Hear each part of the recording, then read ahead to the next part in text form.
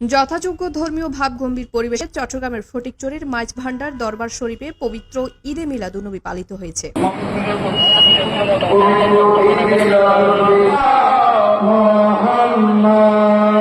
এই উপলক্ষে গাউছুল আজম সৈয়দ গোলামুর রহমান আল হাসানি আল মাইজভান্ডারে প্রকাশ বাবা ভান্ডারের কেবলা কাবার রওজায় দিনব্যাপী নানান কর্মসূচি পালন করা হয়।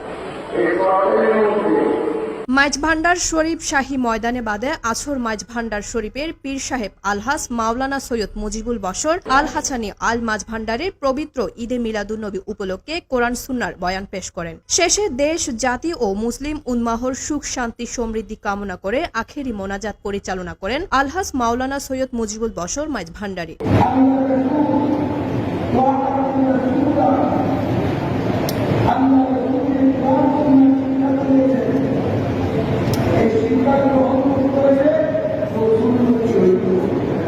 ফটিকছড়ি প্রতিনিধি আলমগীর নিশানের তথ্যচিত্রে CST নিউজ 24।